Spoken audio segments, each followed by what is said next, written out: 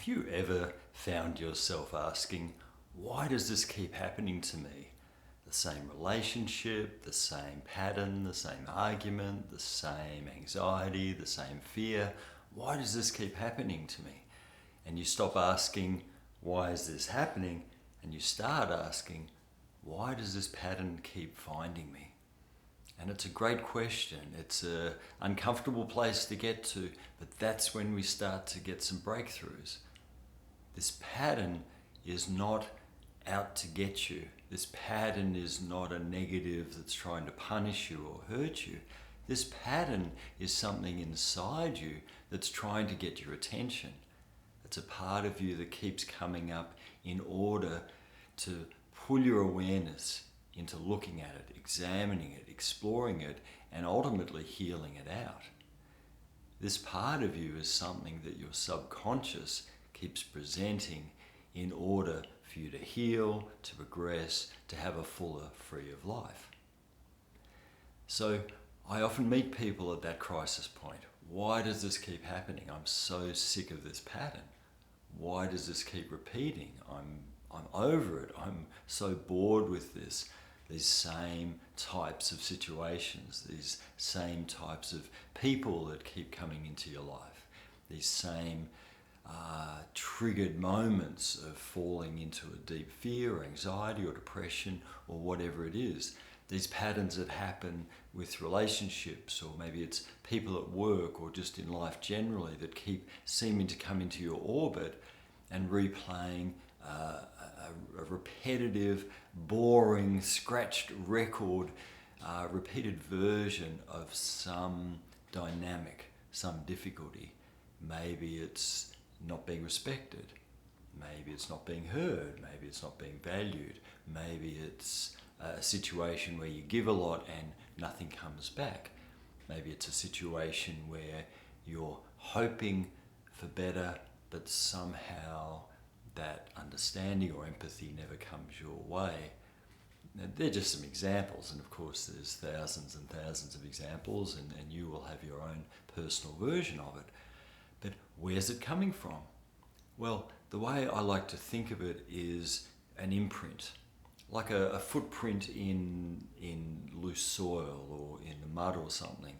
And the younger the imprint, the deeper it is in our body, brain, mind, in our psyche. And so these deep imprints are really what we learn very young. Apparently, by the time we're 6-7 years of age, we've learned 80% of what we're going to learn in our whole life. And what that means is our absorbing of information, our learning, our taking in information in the womb after birth, it's on a huge level. The subconscious is absorbing millions of bits of information every second. And so we're learning, we're adapting, we're adjusting to life depending on our earliest experiences. And by the time we get to sort of middle childhood, well, most of that deep imprinting has already taken place, and that's sort of what it is, and that's how it tends to be for most people's entire lifetimes. Now, of course, there can be good imprints. There can be love. There can be good attention, good care, good nurturing, good protection. And these are positive imprints that we're very grateful for. You know, thank you, whoever has given us these positive experiences. And they're imprinted in our personality structure as well. Wonderful, great. Of course, these things don't cause problems. These things support us to have a happy, healthy life. They don't get in the way. But when there's been things we don't need, like say there was a lot of conflict in the family home, or there was some sort of crisis that happened when we were in the womb or as a young child, you know, maybe something terrible happened, like someone died, or there was a divorce, or something like this, or you know, parents fighting, or you come up with examples, please. But these things tend to have a negative imprint, of course, because we're adapting to stressful situations that might be full of fear and anger and sadness and grief and loss and shame. And so these things tend to get stuck in a negative way, in a sense that these are difficult experiences. Now, ultimately, all experiences are good, and we grow out of all experience. But when the imprint, this patterning, deep inside our psyche is based on fear,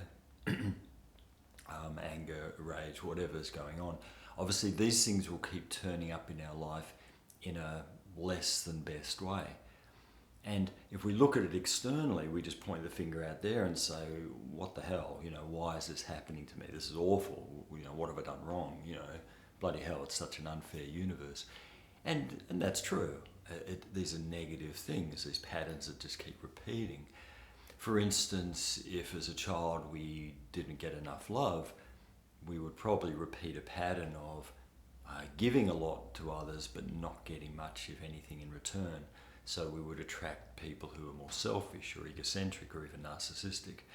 It's like a one-way traffic. Or it might be someone who's very wounded or damaged and they just don't have any capacity for giving. And so we get a repetition of that childhood pattern of hoping and giving and pleasing and yet nothing coming back. And on a conscious level, we think, well, what's wrong here? I know what I want, I know what I deserve, and I give, and there's nothing wrong with my giving. Why isn't this coming back? And so the repetition is the way our subconscious gets our attention. It alerts us to this imprint, this patterning, this programming, this dynamic that's formed deep inside our being, saying, hey, can we deal with this now? Now, when we're up for the deeper work, and this takes perseverance, takes courage, this is really what psychotherapy is about, what we're doing is we're bringing our awareness down to the root cause level. We're getting to root cause. We're getting to the psychological origins of this imprint. And when there's an understanding connected to the emotion of that experience, connected to an awareness of this energy in the body, when we're really able to bring our awareness in alignment with this energy that's trapped in us, this pattern that's there, understanding roughly what it's about, what it goes back to, then it starts to shift. That awareness is allowing that stuck energy to transmute, to shift, to start to heal out. We can start to let it go. And then what we do, I call it this, the other half of the healing process, is we overlay a better pattern. And that's a more loving pattern, that's a more supportive pattern. For instance, if as a child we weren't seen or heard adequately, well, we be the good parent through inner child work, through hypnotherapy work. We replace that experience, we overlay it with this better experience of being a good parent to ourselves, a good parent to our inner child. And this changes what's in us. The old imprint actually will start to fall apart. It actually starts to dissolve away or wither away when we overlay it with something better. So we can work on these patterns. Most people don't because it's very deep. And there's certain patterns that we're going to have for the lifetime. I mean, we're going to have a certain body type. We're going to have a certain blood type. There's certain things even in our psychology I don't think we change in the lifetime. They're just how we're wired for the lifetime. But a lot of these trauma-based patterns are, in my experience, even back in the womb, even intergenerational, even past life. These things are, the word would be amenable to change. There is a possibility for change, but not from up here. We can't do it on an adult level thinking, why is this happening to me? I understand the story, but it keeps happening. And, we set intentions for better and we have a wish list of what we want and we do endless affirmations for something better and we keep repeating the pattern. Well, of course, because the subconscious overrides the conscious. But when we've got this capacity to go in, to find a good therapist, person who can guide us in that, there's lots of modalities that help. I use hypnotherapy with that psychological understanding to help people get to that root cause level. Something starts to shift as soon as we bring our conscious awareness to that level where the pattern is. And we see and hear and feel this part of us that's stuck in whatever it is. Stuck energy is, we call that trauma. And once we align that emotion with the awareness, with some somatic awareness as well, just kind of locating it in the body, then we've got our ducks in a row. And that's all that the psyche needs to sort of be finished with something. That's when we can release it. That's when we can let it go. That's when there's a possibility then for this healing process to take place, which is automatic actually. It's wonderful how that always happens. And so we've broken up the stuck pattern, and then we overlay it with something better through our own inner work, our own imagination work, our own reparenting or bringing positive to ourselves. So we're establishing a better possibility in our psyche, and then something better can turn up. So if you've got to that point of being fed up with a pattern, well, congratulations. That's the first step.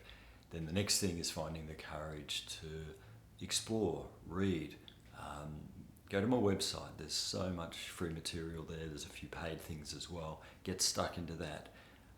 Find someone who's got space to work with you. A good hypnotherapist, a good counselor, a good therapist, a good psychotherapist. Someone who can support you in that too can be very helpful. And you don't have to live with those deep patterns if you've got the readiness and willingness and courage to do that deep inner work. I wish you well with that, and I hope you find my resources at Awaken Therapy useful for that. You can enjoy a better life, better patterning.